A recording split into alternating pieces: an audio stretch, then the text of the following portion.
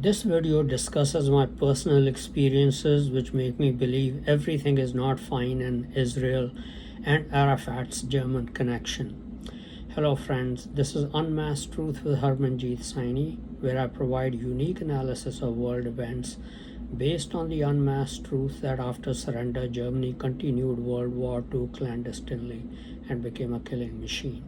I also provide true news that you will find nowhere else. It is not a pleasant business to question whether leaders in a country are genuine and interested in doing what is in the best interests of the country, or whether some of them are traitors. Having learned some decades ago that I am of Jewish ancestry and declared it publicly, I thought people in Israel would treat me as a friend. But I have had some extremely bad experiences with Israeli food products that make me question whether all Israeli leaders and businessmen are genuine Jews. My church celebrates all 7 Jewish holy days with a Christian understanding of God's purpose for instituting each one of them. Each festival or holy day represents a very important step in God's master plan for salvation of all of mankind. I keep the Jewish Passover, followed by the 7-day Feast of Unleavened Bread. During these 7 days, we put out all leaven and leavened products out of our homes and eat only unleavened bread. Jewish matzos or flat bread being one form of unleavened bread. Just before the beginning of the festival, I go to my local grocery store and buy at least 2 to 5 boxes of matzos. For many years, I knew of only 2 American brands of matzos, Manischewitz and Streitz. I usually bought matzos of both brands. But after German masqueraders began contaminating and adulterating American food around 2004 to 2005, matzos from both brands were contaminated or adulterated. But Manischewitz products were the worst. I reached the conclusion that Manischewitz was owned by German masqueraders masquerading as Jews. Since I found Streitz to be a little more tolerable, I felt Streitz kosher products were manufactured by a genuine Jewish family. The truth was that Streitz were merely more tolerable than Manischewitz products, meaning they were less adulterated, but they were still adulterated. Therefore, when I saw Israeli brands, mainly Yehuda matzos, appearing in my favorite grocery store, I was thrilled. I expected Yehuda matzos to be made of good, unadulterated wheat because I believed that German masquerader Jews in Israel would not be in control of the country. But I think I was wrong in my belief. For the past 3 years, I have bought Yehuda matzos, and my experience with them has been as bad as with Manischewitz. In fact, this year the Yehuda matzos were so bad that I nearly got a heart attack after eating them, literally. They were the worst this year. Just as German masqueraders have been trying to kill me or seriously harm my health, I believe the manufacturers of Yehuda matzos were doing exactly the same thing. So there definitely are German masqueraders in leadership positions in Israel and definitely in business. I have known that Yitzhak, Rabin and Shimon were German masqueraders in 2002, when in February 2002, after some research, I wrote an unpublished paper titled Yasser, Arafat's, the German Connection, and Other Masqueraders in High Places. The 3 German masqueraders I identified in that 27-page paper were Yitzhak Rabin. He was assassinated after he was discovered to be a masquerader. Then Shimon Peres and François Mitterrand, President of France. Here briefly is the evidence I provided in that paper concerning Yasser Arafat. I obtained most of the information on Arafat from his 1999 biography, Arafat from Defender to Dictator by Saeed K. Aburish. Arafat was a student activist in Egypt. In 1957, he took up a job as a civil engineer in Kuwait, where he founded his Fatah organization, which adopted the philosophy of violence to gain Palestinian statehood. Among the founders of Fatah were Khalid al-Hassan and his brother Hani, both German-educated Palestinians, active in revolutionary activities with Palestinian students in Germany and other countries of Europe. Arafat was the dominant figure from within Fatah from the start. None of the other members matched his energy and inventiveness. That is Arafat's German connection. Arafat and other Fatah members had no social standing. Yet within 2 years of founding the organization, it was flush with money, with Arafat in full control of the war chest and able to offer salaries at 3 times the going rate. That tremendously helped to recruit Palestinians to Fatah. Here again, the Germans were at work in helping to establish Fatah as the organization to fight the Jews in Israel because they were hunting Nazis all over the world. Fatah's road to violence began in 1964-65 with raids on Israel from Lebanon. It led to the 1967 war, which Israel won.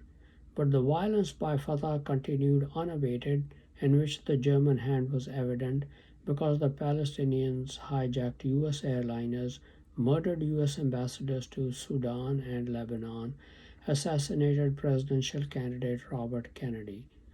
11 Israeli athletes were murdered in the Munich Olympics, again showing German complicity. Then the Germans became very bold and tried to help Arafat establish his own kingdom by overthrowing the monarchy of King Hussein of Jordan and or occupying Lebanon.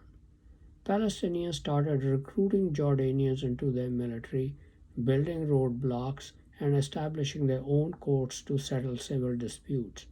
King Hussein obviously could not tolerate another foreign entity setting up an independent government within his own country, which resulted then in a civil war in Jordan in 1971. But King Hussein defeated the Palestinians in that war. After his defeat, Arafat moved to Lebanon. In Lebanon too, Arafat's followers set up roadblocks, took over buildings, operated extortion rackets, protected criminals fleeing from Lebanese justice, requisitioned cars, drove out local residents, opened unlicensed shops, bars, and nightclubs, and issued their own passes and permits. Arafat did nothing to stop these. The civil war in Lebanon started in 1975. It took the Israeli army to defeat Arafat and the PLO and dislodge him from Lebanon in August 1982. But German masqueraders in President Ronald Reagan's regime went to bat for Arafat, telling Israeli Prime Minister Menachem Begin that what was happening in Lebanon's capital, Beirut, was a holocaust and demanded that it be stopped. Within hours, the fighting stopped. That saved Arafat. The fighting destroyed virtually all of Lebanon's infrastructure and economy. Thus, the German attempts to set up a kingdom for Arafat to rule over were unsuccessful in Jordan and Lebanon. Arafat then set up shop in Tunis, Tunisia. From this evidence, the only conclusion we can reach is that Arafat was a German stooge. Now the evidence that Yitzhak, Rabin, and Shimon Peres were German masqueraders. Arafat had never lived in Palestine. He was a terrorist, and Israel refused to negotiate with a terrorist. And there was no reason to negotiate with Arafat at all, because before the 1967 war, Gaza was under Egyptian control and West Bank was under Jordanian control. It would make sense for Israel to negotiate about the future of Palestinians either with Jordan or Iraq, Egypt, or a Palestinian leader living in Gaza or the West Bank. Arafat, on the other hand, wanted to be the only one to negotiate the fate of Palestinians. So Arafat continued his terrorist activities. Rabin became Prime Minister of Israel in 1974 and Peres became the defense minister. Arafat took full advantage of that and started a civil war in Lebanon to take over the country just as he had tried to do in Jordan in 1970. Rabin and Peres did not intervene, even though Palestinian terrorist activities against Israel continued. Arafat also involved the Lebanese Shiites in terrorism against Israel. Menachem Begin became Israeli Prime Minister in 1977, and Ariel Sharon became Defense Minister. In 1982, they finally took action against Arafat and drove him out of Lebanon. And to protect itself from terrorist attacks, it declared a large security zone in South Lebanon patrolled by the IDF, the Israeli Defense Forces. Arafat escaped Lebanon and set up shop in Tunis. In 1984, Peres became the Prime Minister and Rabin the Defense Minister. They started putting the idea in Israeli minds that it was not morally right to occupy a large portion of another country for security reasons. So by the summer they had the IDF vacate South Lebanon. This made it easier for Shiite Hezbollah terrorists to strike northern Israel with vicious terrorist acts. In all this time, Arafat had not set foot in Israel. Rabin's treatment of the local Palestinians was very foolish and brutal, so that no critical local leader could emerge for negotiations. After the Palestinians launched the Intifada, or the uprising, in 1987, Rabin began to lay the groundwork for negotiations with Arafat. He began to speak of the need for a policy that stands on two legs, military and political, and that it was impossible to win against the Palestinians with military force and continue to rule 2.5 million people against their will. During the Intifada, when Rabin was defense minister, the IDF was deliberately put under intense pressure and demoralized because of a large number of court-martials of soldiers and elite army units and soldiers and officers, some of high rank, for violent and illegal behavior or human rights violations when confronting Palestinian protesters. Then Rabin spread the idea that the morale of the IDF was suffering because of the Intifada. Hence, it was better to negotiate a peace settlement with the Palestinians. Then Rabin again became Prime Minister in 1992 and started negotiating with Arafat directly, which produced the Oslo Accords in 1993. For the first time, Israel officially recognized the PLO as the representative of the Palestinian people. Rabin and Peres, as Minister of Foreign Affairs, also made it possible for Arafat to set foot in Israel and rule over the Palestinian people as a result of the Oslo Accord. In addition, 9,000 PLA soldiers who had been living outside of Gaza and the West Bank were allowed to come into Israel as security forces or police to defend Israel from Palestinian terrorists.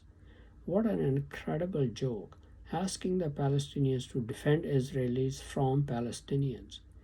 The PLA men were trained as soldiers and not as policemen. Rabin and Peres had brilliantly hoodwinked the Israeli public. They then gave permission to Arafat to expand the security forces to 30,000, more than the number of teachers.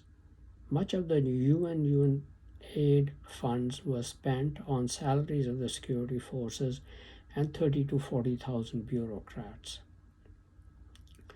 The truth is that the Oslo Accords were signed by Arafat to get his foot in the door and begin functioning as Palestinian head of government from within Israel. A day after signing the agreement, Arafat called for a jihad, a holy war, to liberate Jerusalem when he was on a visit to South Africa. Israelis asked him for clarification. No answer was given. Later the same year, in Europe, he made speeches to Palestinians saying that the agreement he had signed was no more than the agreement Prophet Muhammad had signed with the tribe of Quraysh in Mecca when he was weak. But he abrogated the agreement when he was young and attacked and slaughtered them. When Israelis realized Rabin's game, no wonder he was assassinated by Yigal Amir on November 4, 1995. From the video of the shooting, it was obvious that Rabin's bodyguards deliberately allowed Amir access to Rabin so that he could shoot him dead. After Rabin was assassinated, Peres took over as prime minister. For 7 months that Peres was prime minister, Palestinians let loose a reign of terror. On February 25, 1996, two explosions, one in Jerusalem and another in Ashkelon, occurred within hours of each other, killing 24 and injuring 90. Peres called on Arafat to take action against the terrorists. A day later, a Palestinian American drove his car into a crowd in Jerusalem, killing one and injuring 20. On March 4, 1996, another mob in Jerusalem killed 19 and injured 10, and an explosion in Tel Aviv left 14 dead and injured to 100. Arafat responded by imprisoning hundreds and outlawing some Islamic organizations. Peres also sent the email Israeli army and took some direct action, but the numbers killed is not known, but were not too many. German masqueraders are always willing to allow some casualties among their allies who kill some of their enemies. This is strong evidence that Peres was a German masquerader. Within 1 week, the Palestinians killed 58 Israelis and injured 220 of them, but Peres did very little about it. He insisted waiting for Arafat to take some action, who made some sham arrests. The Palestinians were very bold in their terrorist acts against Israel during the time of Rabin and Peres as prime ministers from 1962 to 1996 because they knew that retaliation would be minimal. There is more evidence that Rabin and Peres were masqueraders. They cultivated Hamas ostensibly as an alternative to Arafat. That's hogwash. After the Oslo Peace Accord, all the PLO terrorists were in government. They could not openly continue killing Jews in terrorist acts, so they needed another organization to continue killing Jews in Israel.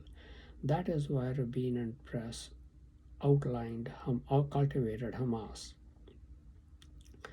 Rabin was also the first prime minister of Israel to visit Germany in 1975. Another incident in August 1975 points to Rabin being a German masquerader. In his memoirs on page 172, he writes, "When Kissinger arrived for his shuttle mission, we gave him a festive reception at the Knesset, but it was marred by the frenzied welcome he received from the right-wing Gush Emunim, self-styled guardians of the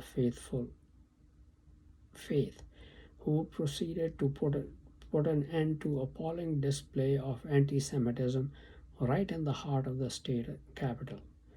To the horror of Israel's citizenry, the member of Gush Emunim greeted the Secretary of State in the United States with the epithet Jew boy, while their spiritual leader, Rabbi Zvi Yehuda Kook, referred to him as the husband of a Gentile woman.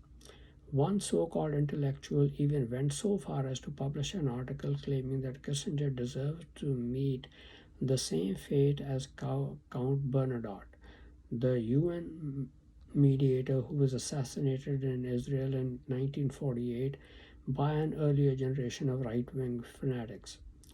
As if all that were not disgusting enough, the members of Gush Emunim stormed through the streets of the capital like common rabble and laid siege to the Knesset in an attempt to disrupt the election.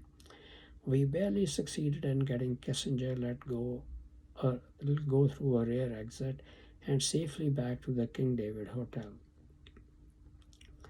This incident was not the work of a right-wing Jew. No Jew is likely to hurt the epithet Jew boy on another Jew.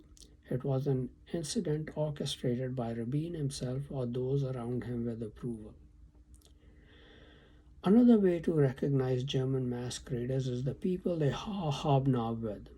Paris, in his memoirs Battling for Peace, a memoir, devoted a chapter to only one foreign leader, and that leader was Francois Mitterrand, former president of France from 1981 to 1995. Perez writes on page 182, "The profound friendship that evolved between us has never faltered over 30 years. He rarely refused the request I made of him, nor have I refused anything he asked, if it was in my power to help him. Francois Mitterrand was a fabulous German masquerader. He and Simon Perez were kindred spirits." For Rabin and Perez to have been elected prime minister, they must have had solid support. That indicates that the number of German masqueraders in Israel is quite high compared with perhaps not a majority, but still a high percentage of the people Israeli Jewish population, and they have a knack for letting into high leadership positions. That's why my experience with Israeli food products, specifically matzos, has been awful. American and British leadership should take this into consideration when dealing with leaders in Israel. Thank you very much for watching this video. Please continue to watch my videos and read my articles on important world events, World War III watch, politics, international business, advice on health and family medical problems, and much, much more for in-depth and insightful analysis. Please also subscribe to my Facebook channel Unmasked Truth with Harmanjeet Saini to get a view and get information on the latest videos.